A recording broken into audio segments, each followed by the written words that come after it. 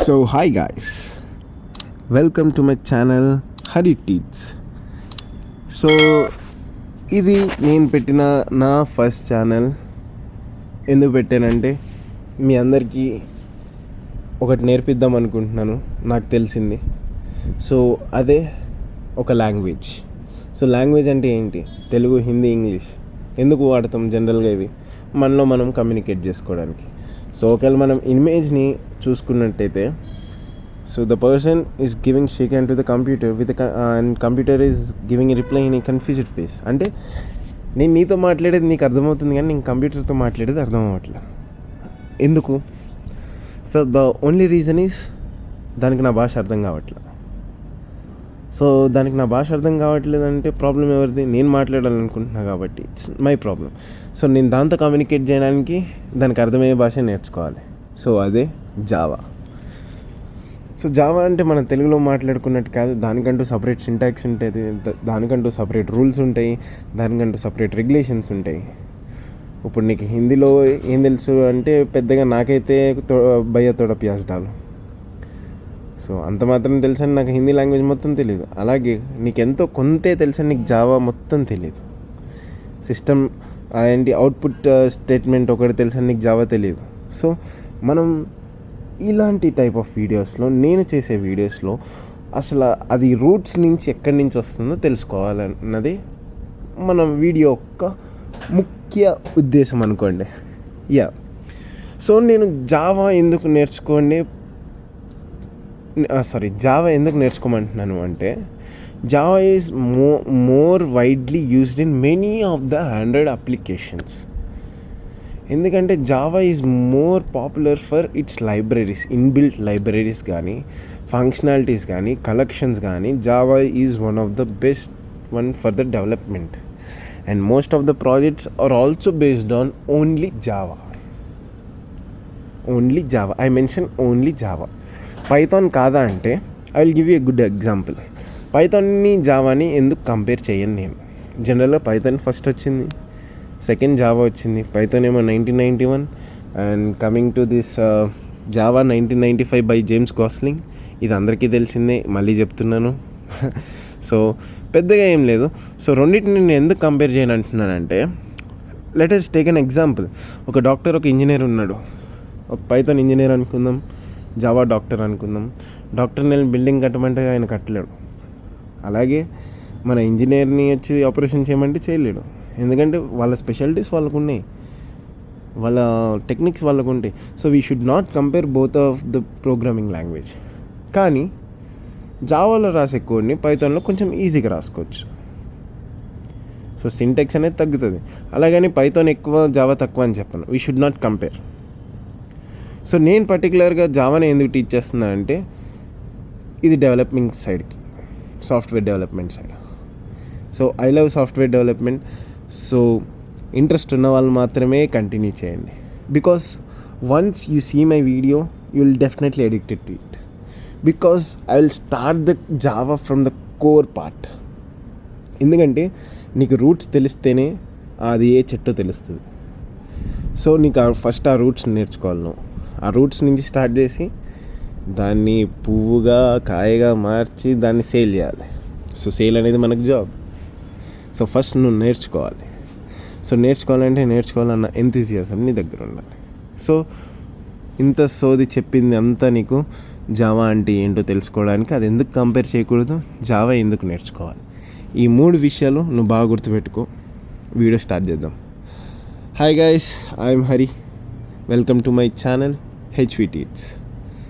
So మీరు screen మీద చూస్తున్నట్టు, will Java programming language stays in future? Of course, my answer is of course, definitely. ఎందుకంటే ఈ మధ్య చాలా పాపులర్గా నడుస్తుందని నేను చెప్పను, ఎప్పటి నుంచో పాపులర్ కాబట్టే చెప్తున్నాను. It's one of the most popular and still running programming language. అంతే, చాలా మంచి ఫ్యూచర్ ఉంటుంది. We can definitely go in to it. వచ్చి ప్రోగ్రామింగ్ చేసేస్తుందా అంటే చెయ్యొచ్చు, కానీ హ్యూమన్ నీడ్ లేకుండా ఏ పని జరగదు. This is one of the main point to be noted. బాగా గుర్తుపెట్టుకోండి. సో ఇప్పుడు నీకు జావా అంటే ఏంటో తెలుసు, ఎందుకు నేర్చుకోవాలో తెలుసు, ఎందుకు కంపేర్ చేయకూడదో తెలుసు. సో జావా అంటే ఏంటి, దాన్ని ఎలా డౌన్లోడ్ చేసుకోవాలి, ఎలా వాడాలి, అసలు అందులో ప్రోగ్రామ్ ఎలా క్రియేట్ చేయాలి, ఇప్పుడు ఇవన్నీ నేర్చుకుందాం. సో నీకు జావా నేర్చుకోవాలని ఎంతూజియాజం ఉంటే నీ ల్యాప్టాప్లో ఆల్రెడీ జేడీకే ఉంటుంది. జేడీకే అంటే ఏంటంటారు మళ్ళీ, జేడీకే అంటే జావా డెవలప్మెంట్ కిట్ అంటారు. సో నీ దాంట్లో ఒకవేళ ఇన్ కేస్ లేకపోతే నేను కింద డిస్క్రిప్షన్లో వీడియో లింక్ ఇస్తే ఎలా డౌన్లోడ్ చేసుకోవాలో ఆ లింక్ నుంచి చూసేసాయి, ప్రాబ్లం లేదు. సో అసలు జేడీకే అంటే ఏంటి, జేడీకేలో జేవిఎం ఉంటుంది, జేవిఎంలో జేఐటీ అని ఉంటుంది. సో ఏంటి వీడు ఇంత కన్ఫ్యూజింగ్గా చెప్తున్నారు అని అనుకోకండి, చాలా సింపుల్గా చెప్తా, మీకు అర్థమవుతుంది. సో జేడీకేజేవిఎంజేఐటీ బుక్లో రాసుకోండి, చాలా ఇంపార్టెంట్ క్వశ్చన్స్ ఇవి. జేవిఎం అంటే జావా వర్చువల్ మిషన్, మీరు బుక్లో చూస్తున్నట్టు. నేను ఇక్కడ ఏదైతే డెఫినేషన్ ఇస్తున్నానో దాన్ని కంప్లీట్గా బట్టి పట్టారనుకో నీకేం అర్థం కాదు, ఎందుకంటే నువ్వు 4 years నుంచి అదే బట్టి పడుతున్నావు. ఇప్పుడు నేను చెప్తున్నా అవునా ఇదా అని అనుకుంటావు నువ్వు. సో అది కాదు యాక్చువల్గా నేను చెప్పింది యాజ్ ఇట్ ఈస్గా ఫస్ట్ ఇన్. అసలు జేవిఎం అంటే ఏంటంటే జావా వర్చువల్ మిషన్ అంటాం.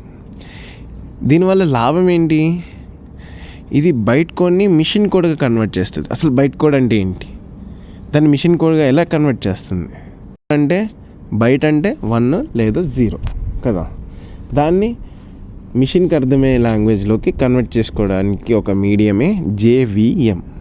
సో దీనివల్ల అడ్వాంటేజెస్ ఏముంటాయి, ఒకటే ప్రోగ్రామ్ని మనం నెంబర్ ఆఫ్ సిస్టమ్స్లో రన్ చేసుకోవచ్చు.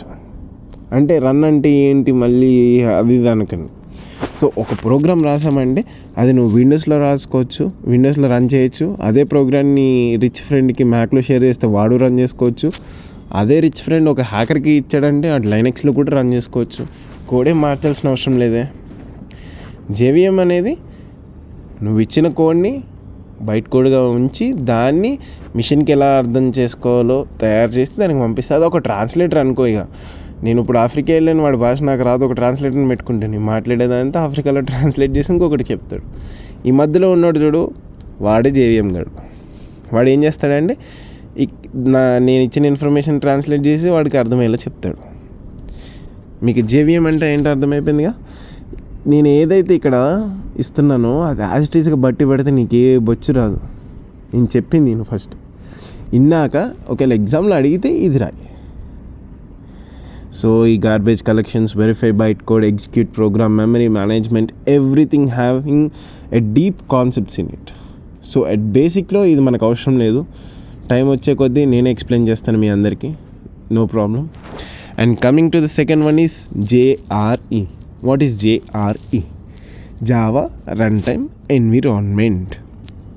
అంటే ఏంటంటే జావా ప్రోగ్రామ్ రన్ చేయడానికి రిక్వైర్డ్ ఎన్విరాన్మెంట్ ప్రొవైడ్ చేస్తుంది. అంటే ఒక ప్రోగ్రామ్ రన్ చేయాలంటే మనకి సర్టెన్ రిక్వైర్మెంట్స్ కావాలి.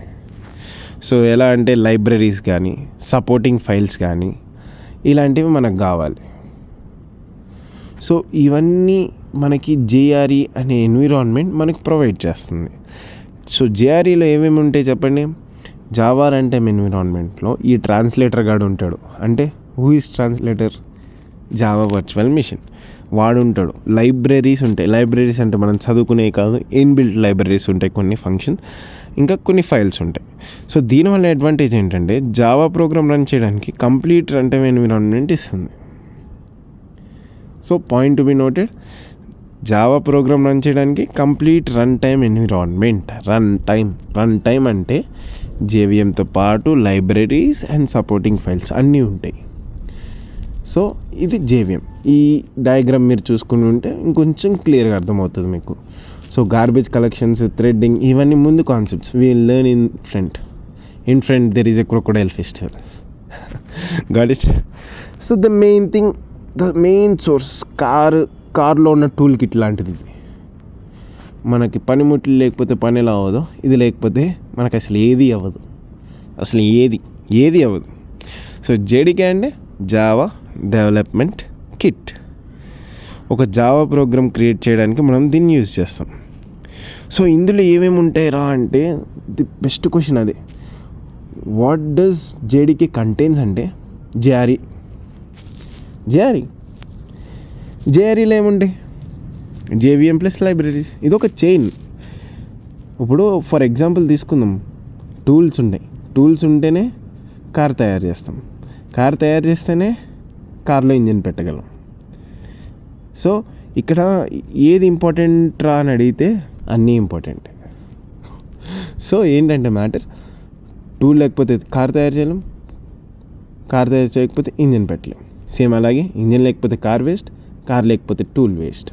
సో అన్నిటి ఇంపార్టెన్స్ ఉంటాయి. సో ఇప్పుడు వాట్ డస్ జేడీకే కంటైన్స్?